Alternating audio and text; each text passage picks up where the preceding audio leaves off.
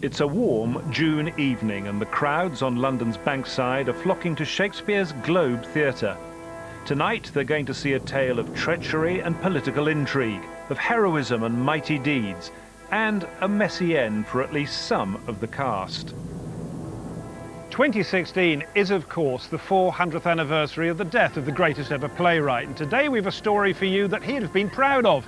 It's a mixture of tragedy, of politics, and of individual heroic brilliance, all set in a tropical paradise. This, then, is the story of the Jackman affair. I don't think I expected an easy tour because we were playing the West Indies. We've had a strong tradition of being opposed to apartheid in South Africa. Burnham decided that he didn't want Jackman in this country or playing cricket in this country. One of the biggest tragedies in my career.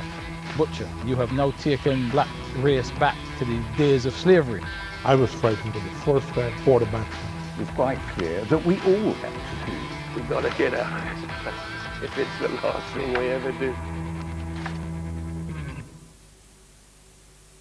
There's something almost timeless about the ritual of an England cricket team departing on a tour. They assemble at Lord's to be given their touring kit. There's the inevitable mammoth bat signing session. And then, with the good wishes of their families and the nation ringing in their ears, they set off to try and conquer some foreign field. Back in 1981, it was a team led by Ian Botham that strapped itself into British West Indian Airways Flight 901, bound for Antigua. They were setting out on one of the most explosive, controversial and incident-packed cricket tours the game has ever seen. 81. Tough is not the word. Really, it was the best of times and the worst of times to be a cricket writer covering England. So the stories just rolled on one after the other. I don't think I expected an easy tour because we were playing the West Indies, who were an outstandingly powerful side at the time. I obviously didn't anticipate several of the big problems that did occur. We didn't expect to win a test match unless something extraordinary happened, I don't think. The selectors had picked a fairly young but exciting side to try and stop the mighty West Indies juggernaut. Captaining his first, and as it would happen his only tour, was Ian Botham. With him were the likes of Gooch, Gatting and Gower. The manager was Alan Smith and his assistant Kenny Barrington.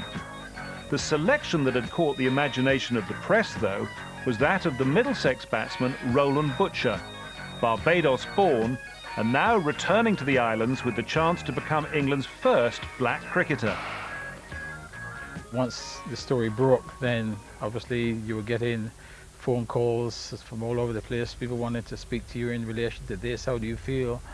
Other people writing their own stories about, you know, what it is. I remember certain letters that I got, and there's one letter that I still have at home now, which I had a little chuckle about. This guy started the letter by saying, "Dear Butcher, you know, you have now taken black race back to the days of slavery," and he wanted to know how many pieces of silver I was promised.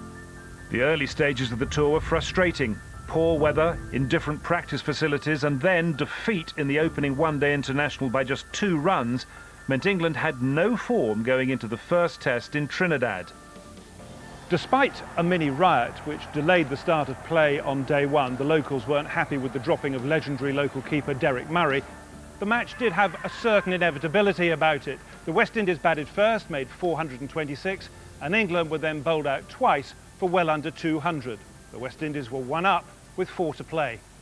So that was the start of, well, you might say an interesting test series that went on. There was always something every test match, really.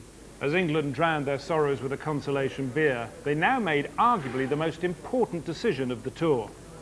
Early on, vice-captain Bob Willis had twisted his knee in one of the warm-up games. Now, with no prospect of a quick recovery, it was decided he should be sent home and replaced by the Surrey seamer Robin Jackman. I've got a lot of confidence in the players that are out there already. Let's hope that I can get out there and gain their confidence and justify the selectors for having asked me to go out there. If my performances don't justify that, I can assure you it won't be through the lack of effort. I think I was watching the 10 o'clock news. I knew I was on standby, and the phone rang. It was also my benefit year. So it wasn't strange to get phone calls late at night or anything like that, because there were so many things going on. And it was Donald Carr, and he said that Goose had a problem, and I needed to fly out to Guyana. Quite a surprise, really. Robin had done quite well in South Africa, and bowling on their wickets, which were pretty flat. It was a shock to most people, really. We thought, well, there must be somebody a bit quicker. We've got enough medium pacers. Robin was a very well-proven English county pro. You know, very experienced, been around a lot. Classic English swing bowler who used to sort of trot in, get in close to the stumps, get his left shoulder round and swing the ball. For Jackman, at 35, this was a dream come true. The previous summer, in which he'd taken 121 wickets, he thought he was in with a good chance of making his debut in the centenary test at Lord's, only to find his hopes dashed when he checked in at the team hotel. I said, I'm Robin Jackman, I'm with the England party. And she got out the file or whatever it was and said, oh yes, it's just the 3 nights, isn't it, sir? So that used to be the story. If you were 12th man, you used to do 3 nights and then went and joined your county. So I pretty much knew I wasn't playing, and I was told by a receptionist. After a hectic day of rushing around London, Jackman was on the plane and heading for the West Indies. The journey to Guyana took the best part of 24 hours, and by the time England's replacement got to Georgetown, it was the early hours of the morning of February the 23rd. He arrived in the middle of the night. His plane from Trinidad was delayed, and I can remember meeting him at the airport about 1 a.m, I think it was. A.C. Smith was there. Chris Old was there, who was going to be my roomie for the Guyana leg, as it were. Drifted in, no problem. Passport stamped, in we go. It was the lull before the storm. Ed Barnes, who was radio sports editor in one of the radio stations in Jamaica, he noticed that Jackman had played in South Africa, and of course there was form for Guyana before in several instances of disallowing teams or individual players going into Guyana under the Glen Eagles agreement, as it was called. And he said, well, how come Jackman gets in, you know? And of course that set everything in train. The problem was Jackman's wife, Vonnie. She was a South African. The pair had met when Robin was playing out there in the late 60s, and when they subsequently married, he continued to make the trek south most winters, as his passport showed. It was something he was acutely aware of. When I was put on standby, which was months before, obviously, I said to Donald Carr, would it be a good idea if I got a new passport, traded my old one in and got a new passport, which wouldn't have any South African stamps in it, just in case there's a problem. And he said, no, it won't be a problem. Don't worry about that. The reason for Jackman's concern over the stamps in his passport was the Glen Eagles Agreement of 1977, when the heads of the Commonwealth countries had, as part of the fight against apartheid, agreed to stop sporting contacts with South Africa. It was a document, though, that seemed to have certain ambiguities, and which many, certainly in the English camp, were not even really aware of. I didn't know much about it at all, and I'll be honest with you, I probably thought, well, it's the same as how it meant, sir. When he was asked about Glen Eagles agreement, he said, Glen Eagles? It's got a nice golf course. Everyone in this country, TCCB, was quite clear that each country was free to pick its own players and make its own decision. And so no alarm bells rang as far as I was concerned, and I'm sure no alarm bells rang back here at home. It was a relaxed attitude that would not last for long. All of a sudden this radio broadcast got spread around the Caribbean, and Guyana, being Guyana, you know, the only place in South America where cricket's played, bit of an odd place, decided absolutely not, we're not having this. Don't name Jackman in the side. It was now February the 25th. Jackman had been in the country for 2 days, and with the storm clouds brewing, manager A.C. Smith headed for the British High Commission. I spoke once or twice during the day and with the British High Commissioner, Philip Mallet. He initially had said, oh, I don't think anything will come of this, when we picked up the first vibes. But he quite soon said, no, I fear they're going to make more of this than I originally thought. The driver of the anti-Jackman sentiment was the president of Guyana, Forbes Burnham, and this stance was nothing new. Forbes Burnham was a pretty good supporter of the anti-apartheid movement, and he'd stopped Gary Sobers from coming to Guyana. He'd refused him entry. We've had a strong tradition of being opposed to apartheid in South Africa. In fact, in 1958, in the Legislative Council, they taken a decision to ban all South African goods.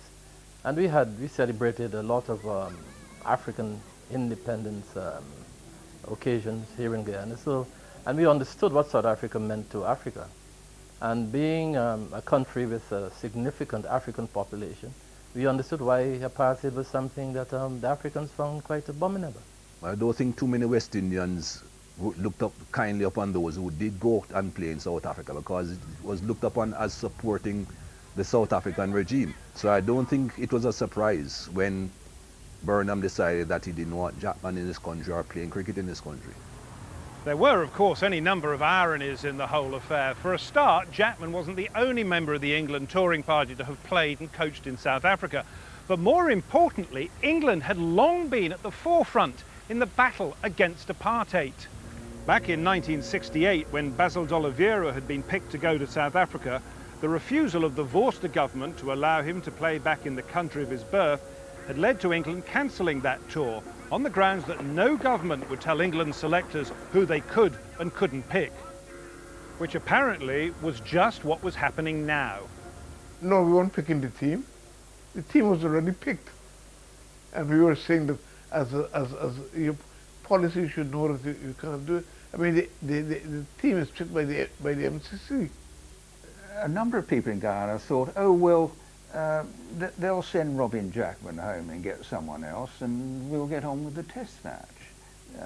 They naively supposed that we would readily do that, but we were never going to do that. No, we were saying he can't come to Guyana. He can't come to Guyana and play. But he could have stayed in Guyana and the match could have gone ahead as long as he didn't play. Yeah. So you were saying he couldn't play in the game? Yeah. So that's picking the side? Well, no, well, I mean, that's a play on words. I said, we've got 16 players here, we're going to pick the team from 16 players, and that's that. They've been perfectly properly selected, as we see it. And I think Philip Mallet said, oh, well, it's a multiracial England team playing a multiracial West Indies team in a multiracial country. And that's how we saw it. When England decided that they would not play because no one could dictate to them who they should select, and I in particular, and the guys who had played in World Series cricket, knew that not more than perhaps 3 years before that, England had dictated to Pakistan who they would play against and said they would not play against a pack of players. And so it was a little bit hypocritical for England to say, you can't tell us who to select, when they told Pakistan who to select 3 years previous. Back in London, Jackman's status and his place on the tour was becoming a major political story. It even made Prime Minister's question time in the House of Commons. Is my right honourable friend aware of the concern expressed by those who are lovers of our summer game at the attitude being taken by the government of Guyana over the possible selection of Robin Jackman to play for England? Will he understand that there is support on these benches for the England selectors in picking whoever they may say choose, and hope that as a result we may win a test match? We didn't know, should we practice, shouldn't we practice, is it worth bothering? So all we did, we just stayed at the hotel and went and played football and got bitten by mosquitoes. As the diplomatic war hotted up, England were flown by helicopter to Berbice to play a one-day international, which they promptly lost. Most of the press, though, stayed behind in Georgetown. And the Daily Express decided that I should not go, that I should stay in Georgetown and monitor the Jackman situation. I remember interviewing AC Smith, Alan Smith, who was a team manager, and he was between you and me, I can't tell you anything. But I'm sure he enjoyed the diplomatic, toing and froing, and he was very good at it. Rightly or wrongly, I stopped anyone else in the touring party, but particularly Robin, from talking to the media, because it seemed to me the situation was so delicate that something could have been said that would perhaps be misconstrued and suddenly be a headline which would blow everything out of the water. There were about 6 lines out of the hotel, and that was one of the complaints of the players, that they couldn't make phone calls home because we were hogging all the lines. Things finally came to a head back at the Pegasus Hotel on the night of February the 26th. As the team got back from Barbados, government officials were waiting for Jackman. Eventually, the wheels turned so that 2 government civil servants of not very high rank turned up with a deportation notice for Robin Jackman, which was served upon him, and they got hold of his passport. I was there, and the immigration visa, or whatever it was they gave him at the airport, was nullified. I was slightly concerned that they might there and then say, Mr. Jackman, we take him to the airport, and I would have sought to stop that, but they didn't. They said, please will you leave as soon as possible. So from that moment on, it was quite clear that we all had to leave. There was never a slightest chance that we would have put Robin on an aeroplane and played on from there. At first of all, I thought, well, you know, now I won't play for England because the tour's going to get called off, and that's the end of it. So I guess my first thoughts were a little bit selfish. I tell you what I think helped me, Charles, was that I was 35 years old. I think if I'd have been 21, I wouldn't have been as streetwise as I was. And so I think I had an advantage in terms of being able to deal with, if you want to call it the limelight. There were bits of it that I quite enjoyed, I have to be honest. When they said the test match is not going to be played, we were quite happy, really, in a stupid way, that we weren't going to play in Guyana and probably get hammered again. To not play was a bonus for us. With the Guyana test called off, it was now just a question of how quickly England could get out of the country. The Royal Navy was contacted to see if they had a frigate in the area that could help, but in the end, the next day's scheduled flight to Barbados suddenly had loads of seats available. I don't have any doubt that 23 would-be passengers who had bought their tickets early were told, sorry, you can't come on this flight. And AC insisted that he needed a bigger plane because there were 20 or 30 media personnel, and in the end he got his way. It was his finest hour, yeah. That, though, wasn't the end of the story. The spotlight was now on the venues for the rest of the tour, who now had to decide if they would allow Jackman into their countries. Well, Barbados feels very strongly about apartheid, and we have, of course, in all of the international forums opposed apartheid. But I believe that this is not simply a question of apartheid here. There are wider issues. The Foreign Minister of Barbados at the time, Henry Ford, said, you know, we're going down the path where, if we go through with the banning of Jackman and other players, that you could well divide international cricket into the old Commonwealth and the new Commonwealth. In other words, black and white. And that was his fear, that would happen. He said it would do nothing for cricket, and he wondered whether it would do anything for the campaign against apartheid in South Africa. Well, it was important that there shouldn't be a black-white split within the Commonwealth. Remember, Jackman's event was not the only problem that we had at the time in the Commonwealth. We had a situation where we had to deal with Rhodesia. And of course, we had the whole issue of apartheid, which was still rampant in South Africa. And that was what we took into account. How do we get there without losing those other people in the Commonwealth who were not necessarily Caribbean and whatnot? Australia, the other countries in particular. How do we keep them in? The Jackman affair was now front-page news. Not for the first time an England tour had become much more than just a game of cricket.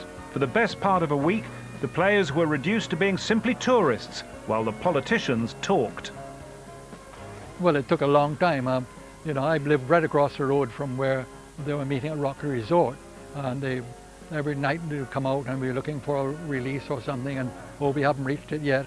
Finally, in the early hours of March the 4th, came the news that the tour was back on. It was a pragmatic decision. The economic imperative was important because you had made arrangements for a tour and people had looked forward to that and whatnot. But that wasn't the only consideration. The consideration was, would England, and its own understanding of Gleneagles, condone in the future a person who had, in the opinion of others, not acted within the spirit of Gleneagles. My regret about the whole thing is that there wasn't a more unified action, particularly by Commonwealth countries in cricket, after Gleneagles. Next time on the Jackman affair, with the tour back on, Michael Holding bowls an unforgettable over. I was frightened for the first time for the batsman because it was devastatingly quick. I just remember gaping at it in awe. Oh yeah, the whole ground went up. They could just feel something in the stands. And tragedy strikes in Barbados. It's one of the biggest tragedies in my career. I think it's the saddest moment I've had in cricket. I can try and sit here and think of things to say. There's nothing you can say. I don't think I expected an easy tour because we were playing the West Indies. We've had a strong tradition of being opposed to apartheid in South Africa. Burnham decided that he didn't want Jackman in this country or playing cricket in this country. One of the biggest tragedies in my career. Butcher, you have now taken black race back to the days of slavery. I was frightened for the first time for the batsman. It was quite clear that we all had to do. We've got to get out of this place if it's the last thing we ever do.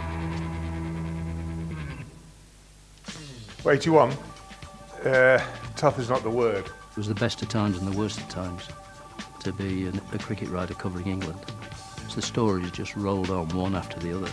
We didn't expect to win a test match unless something extraordinary happened, I don't think. It's January 1981 and a relatively young England side under the captaincy of Ian Botham has travelled to the Caribbean to take on the undisputed kings of world cricket at the time, the mighty West Indies. It was no surprise then when, despite a riot delaying the start of play, they lost the first test in Trinidad badly. So that was the start of well, you might say an interesting test series that went on. There was always something every test match, really. From Trinidad, the teams had moved to Guyana, where England were joined by Surrey seamer Robin Jackman, who'd been called up to replace the injured Bob Willis. He arrived in the middle of the night. His plane from Trinidad was delayed. And I can remember meeting him at the airport about 1 a.m, I think it was. A.C. Smith was there, drifted in, no problem. Passport stamped, in we go. Within days, though, the tour's future was hanging by a thread as the Guyanese government, staunch opponents of the apartheid regime in South Africa, was made aware that Jackman had spent numerous winters coaching and playing there, where his wife was from. Ed Barnes, who was radio sports editor in one of the radio stations in Jamaica, he noticed that Jackman had played in South Africa, and of course there was form for Guyana before in several instances of disallowing teams or individual players going into Guyana under the Gleneagles agreement, as it was called. And he said, well, how come Jackman gets in, you know? And of course that set everything in train. A number of people in Guyana thought, oh well, they'll send Robin Jackman home and get someone else and we'll get on with the test match.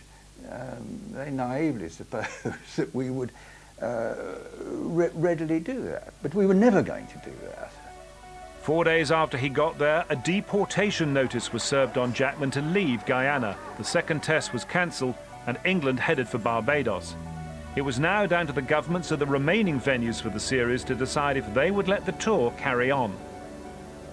The Foreign Minister of Barbados at the time, Henry Ford, said you know, we're going down the path where, if we go through with the banning of Jackman and other players, that you could well divide international cricket into the old Commonwealth and the new Commonwealth. In other words, black and white.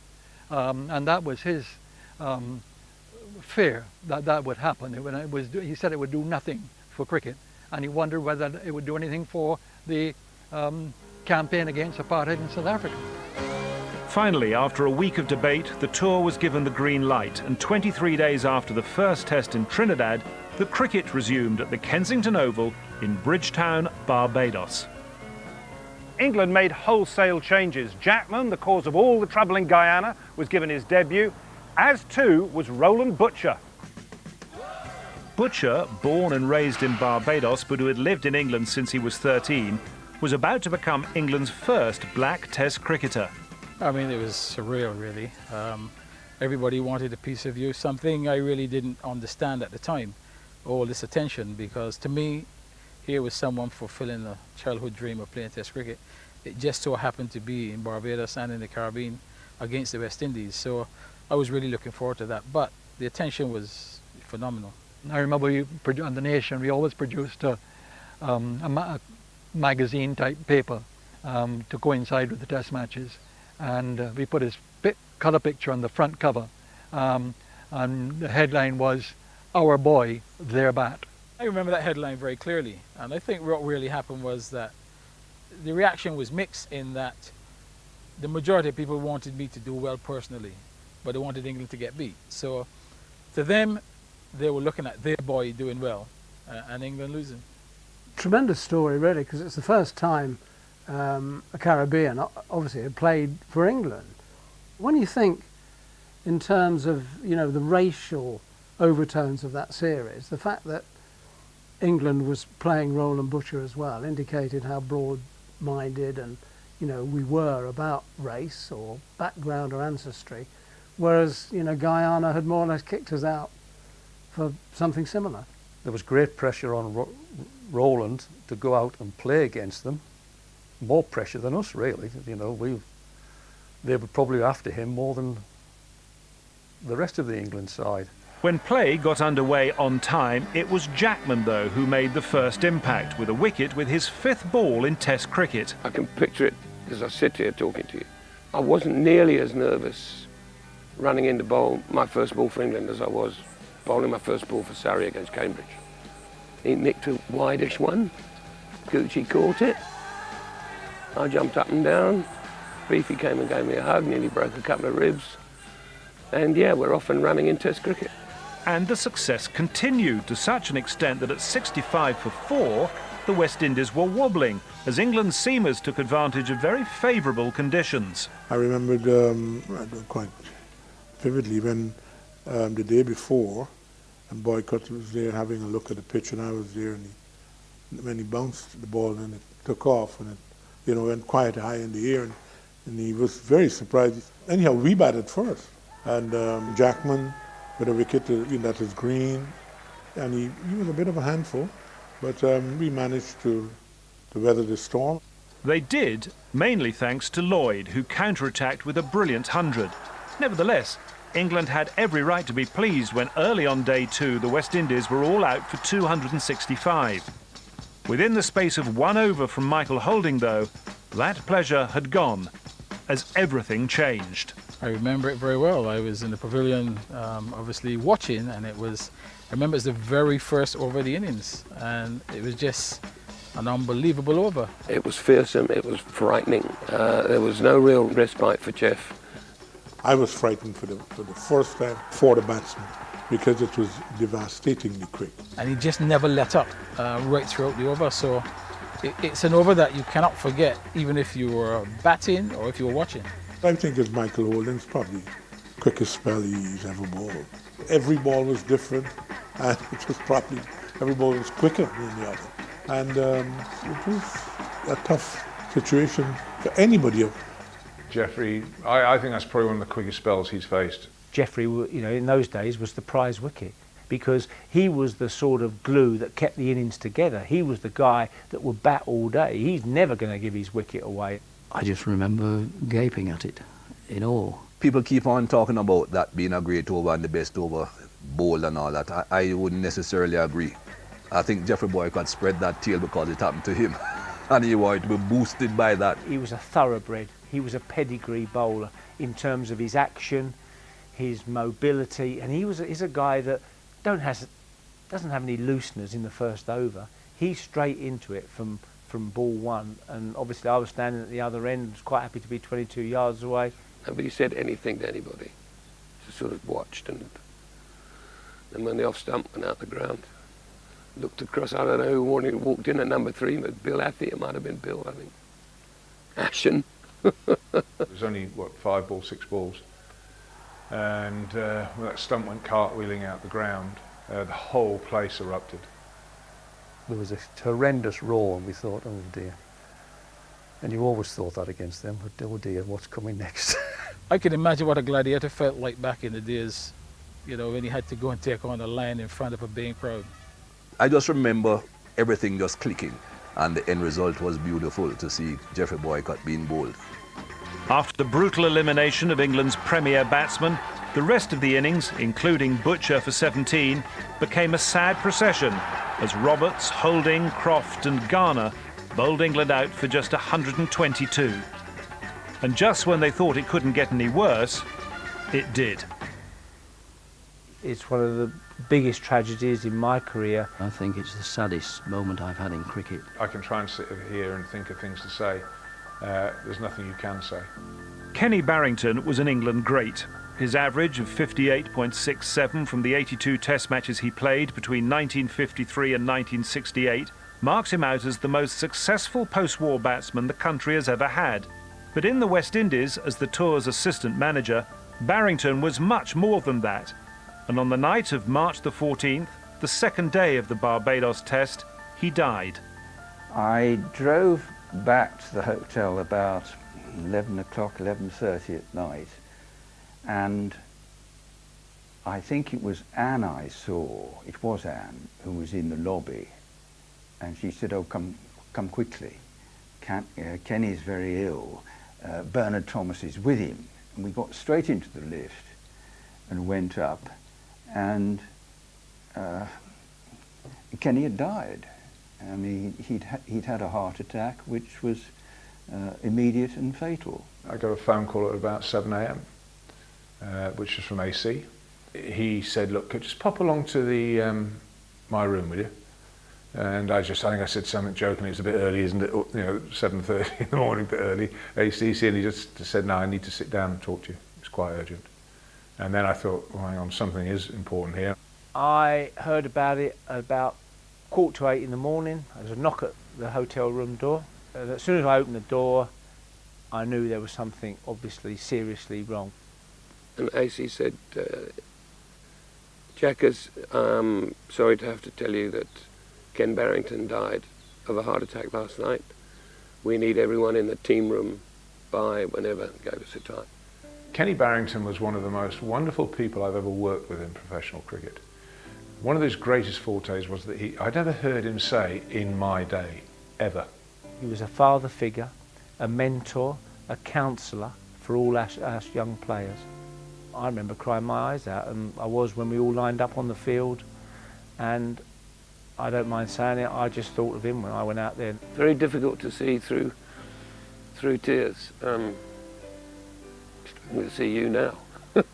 It was quite surreal. We lined up, the two teams lined up, and tribute was paid, and the whole stadium stood. We had a minute's silence, and then from there we sort of carried on onto the field. And yeah, I was the lad who had to bowl. He was just such a good friend. And he was a good friend of everybody's. Everybody loved him. He was just a lovable guy. And it was just another blow, you know. So much had gone wrong on this tour.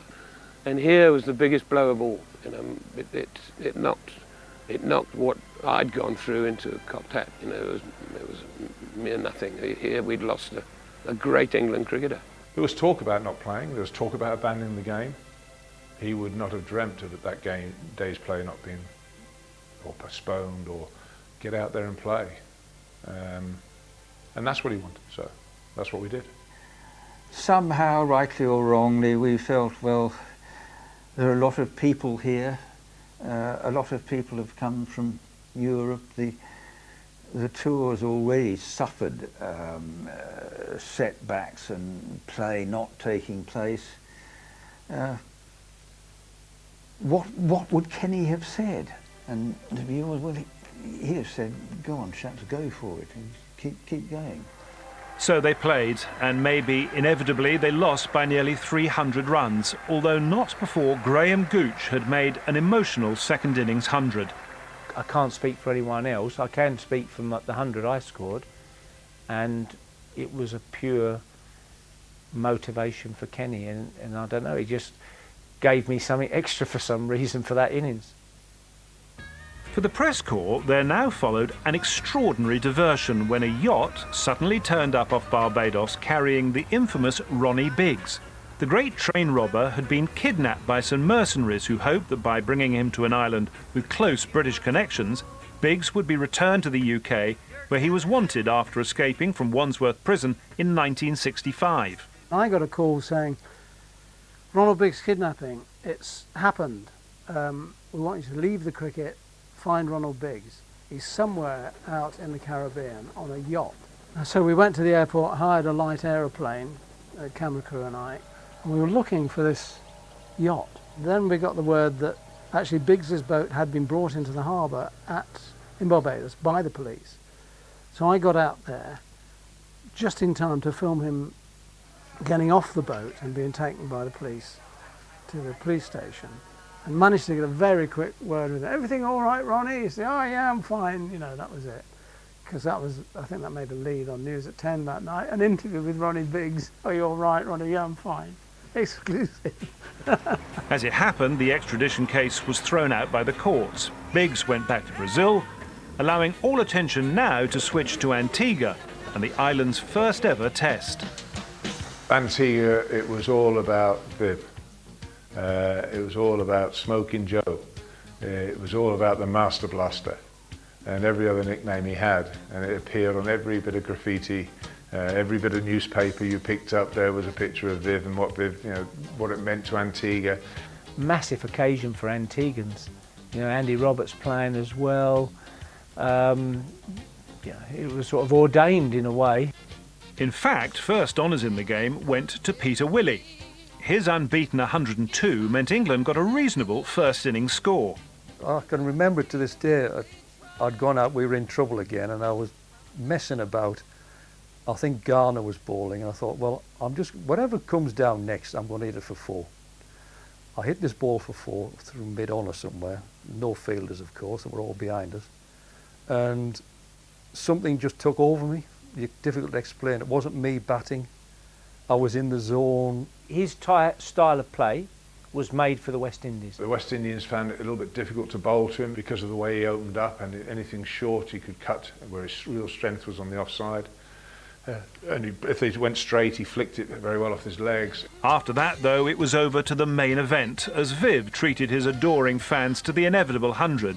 He'd got married on the island a few days previously, so Antigua was already in party mood. I think that helped with the entire carnival atmosphere on the island. You know, Viv getting married, you know, the bats being held up for him to walk. You know, it was just Viv's test match. And the great player that he is, or was rather, he knew he could perform, and he performed. In all honesty, it wasn't his most fluent innings, as the weight of expectation meant he batted with no risk. But finally, he gave the full house at the recreation ground just what they wanted, and the place went mad. The whole island erupted. It was just a delay as the radio stations broadcast it around the island. I don't think I've really seen anything like that in the Caribbean, certainly. And you know, usually they're a bit more laid back, but the whole place just lit up. They were ecstatic. It's the first test match in Antigua, and an Antiguan making 100. So it was, yes, it was a wonderful moment for him and for the island. Trailing by 197 on first innings, the odds seemed firmly on another England defeat. But a combination of an increasingly flat wicket plus rain meant that the visitors were able to hold out for the draw. with the 40-year-old Geoffrey Boycott leading the resistance with an unbeaten 104. I remember Alvin Calitran saying to me, look at that guy, how he's adjusted from Barbados to here, because anything that was just slightly outside the off stump, he treated it with disdain. So the point is that the young players were admiring his professionalism, and I thought it was a very good 100. There wasn't long left in the day. The last hour was coming up, and I went out. I don't know about I've been promoted in the order for some reason, and I did mention to Geoffrey that I was going off when the last hour started. So would he please get a move on and get his 100? No, lad, you're going to stay on until I get my 100. I said, no, I'm going off. We've had enough, and we walked off. And thanks to the rain, we'd managed to draw a test match in the West Indies. And it was a similar story when the 5th and final test of the series got underway in Jamaica. 153 from Gooch in the first innings and 154 not out from Guyana in the second, plus a bit of weather, meant that test match 2 ended as a draw. England had lost the series 2-0, but they could certainly leave for home with their heads held high, having come through one of the most extraordinary and controversial tours ever. I thought it was a great effort considering everything that had gone on. I mean, as eventful tours go, I can't think of any that will compare with it, really. Well, we were sort of competitive. We had our moments in the matches. Yeah, definitely. I mean, we weren't steamrolled like we were on some subsequent tours. I will tell you that one of the most popular songs to be sung on the bus on the way to the airport on leaving was a song by, I think it was the Animals. It went along the lines of, we got to get out of this place, if it's the last thing we ever do. 93 days after leaving Heathrow, England finally returned home. It was April the 18th, 1981, and ahead lay the summer of Botham's Ashes. Ian had 2 more games as England's captain, a loss and a draw, before he resigned just as the selectors were sacking him. Roland Butcher never played international cricket again, but Robin Jackman would play another 2 tests before retiring in 1983. But the biggest irony? A year after Robin Jackman had been deported from Guyana, 6 of that England touring party were banned from international cricket for going on a rebel tour to South Africa. But Robin Jackman was not one of them. Right, well, this is no time to talk about rebel tours. I mean, extraordinary events. I mean, as captain, a lot, of course, of that impacted on you.